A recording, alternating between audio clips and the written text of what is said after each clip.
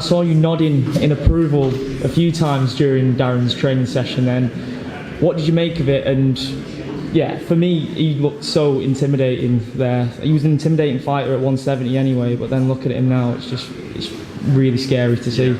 Well, this is the Darren Till without the concern about weight cutting. You know, the times that we've seen him previously this close to a fight, you can see in his face and in his body language that he's struggling a little bit. He's not enjoying himself as much.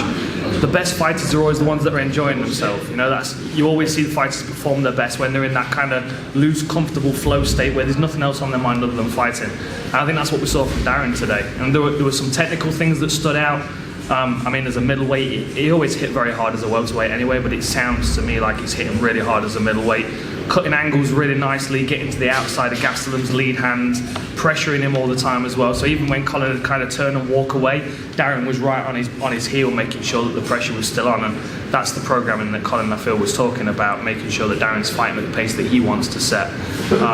I've just always felt, you know, watching Darren's previous fights at welterweight, that his best years are always going to be at middleweight. And I feel like he took this in his stride today. He looked good, he looked confident, he had a good workout, got a sweat on. I'm confident that he's going to get on the plane to New York ready for this fight. Even though we've seen both men showcase the most eye-catching moments on the feet with the stand-up, we've seen that Kelvin is a strong grappler himself. Do you think there's going to be a lot of grappling exchanges in this one that might surprise a lot of fans? I think the smart thing for Kelvin to do would be to grapple. I think Darren would have watched his last fight against Masvidal back and realised that, you know, one of the reasons why he got caught is because Masvidal level changed until leant away and put his hands out. So I think if I'm Gastelum watching that fight, I'm throwing those things in just as a, you know, just as a question, just as a smokescreen to kind of, you know, hide everything else that I'm doing. You can throw off the brake. Exactly, yeah. I mean, the thing is with Gastelum, because he's southpaw as well, he wants to come over the top with that left hand. If he constantly keeps coming over the top, that's the only trajectory that Darren has to worry for. Whereas if he keeps level changing as well, there's a second narrative there to think about, which, you know, you have to choose one or the other. You know, do you defend the takedown when he's already on your legs, or do you defend the shot when it's already coming over your guard? I think it'd be the smart thing to do for Gastelum, but to be honest, I think this will be a boxing match. When we talk about that, you know, getting in tight with the grappling, Tills' Muay Thai is ridiculous. His clinch game is awesome. So, like you said, it might be in his best interest to get up tight, but then you also have the clinch game to worry about as well. So, a lot of weapons in the arsenal of both fighters, really. Yeah, there are, and with Gastelum being the shorter fighter, you know, the tight clinch is something he's got to watch out for. Yeah. As you saw when Darren was hitting the pads today, he stands very high. He's very tall on his toes, which means that if you're the shorter fighter, especially if you've got a level change to come over the top, you're going to feel like he's the taller fighter. And you know, Darren's very good at bearing over people. So when they do level change, they're right there for that tight clinch. You know, we saw him bringing that knee up the centre a few times today as well. So I think there's a lot of things for Gastelum to be concerned about if he does close distance in a straight line and too quickly. Gastelum's got to be smart about how he uses his angles, like he did against Bisping. You know, draw the first shot and then use his head movement to slip out the way and counter. But again, I mean, you know, what we saw from Darren on the pads today is that he's expecting those counters and he's working around them, countering counters, as you would expect from high-level strikers. How pleased are you for a facility like this to have come up in Nottingham? I would have liked it about 15 years ago, I'll tell you that. Yeah, when we were training on squash court floors and that kind of thing. Yeah, it's amazing. You know, when I was first getting into mixed martial arts, to think that something like this will be in Nottingham one day, I'd never expected it. We were always making the most of boxing gyms with a few mats, or a bodybuilding gym here and there that had some equipment. So, like, to be able to walk into a gym like this that has everything that you want, I mean, this is the dream come true for an MMA fan. And you know, a wannabe fighter, someone that's growing up in Nottingham, that maybe started Nottingham University and fancies a go at mixed martial arts, this is the place to come now. And let's talk about some more British fighters. Obviously, we've seen Darren today, but we've got, you know, Rocky Edwards is on the win streak and all. And we've got a lot of fighters at the moment. Meanwhile, Molly too. There's a lot of people doing well. Is this one of the best stakes that you've seen the UK in the UFC right now?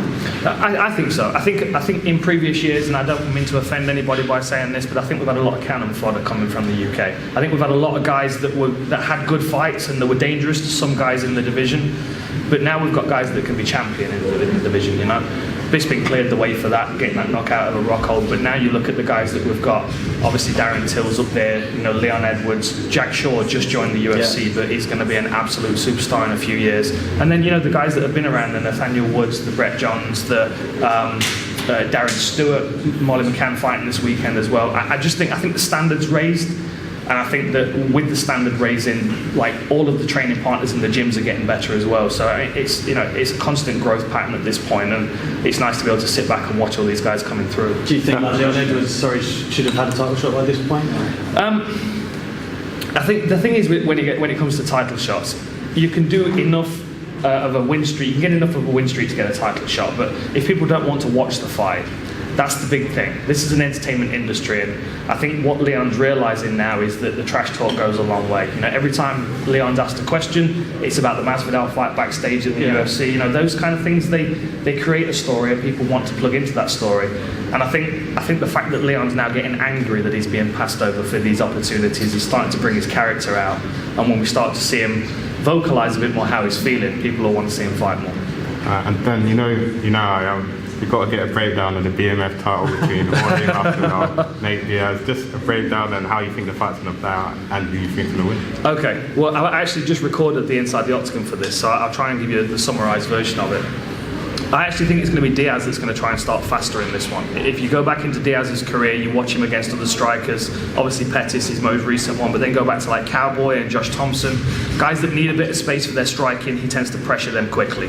He'll take a few shots to try and get his hands on them. So I think it's going to be Masvidal that's going to try and study and wait and kind of bide himself some time and look for the opportunities. Masvidal's great at exploiting predictabilities. You know, if you do something consistently, like if you're Ben Askren, you always level change with your head to the left side, he's going to set you up perfectly for that. And he can either learn about you in that first round, like he did with Darren, or learn about you in the research before the fight even starts, like he did against Askren. And I feel like because there's so much of Nate Diaz to watch, and his game's not really changed a great deal. He's refined elements, but the predictabilities are still there. So I feel like Masvidal might come in with a good idea of what he wants to achieve, and I think Diaz wants to come into this one knowing he has to keep the pressure on him early so he doesn't get set up.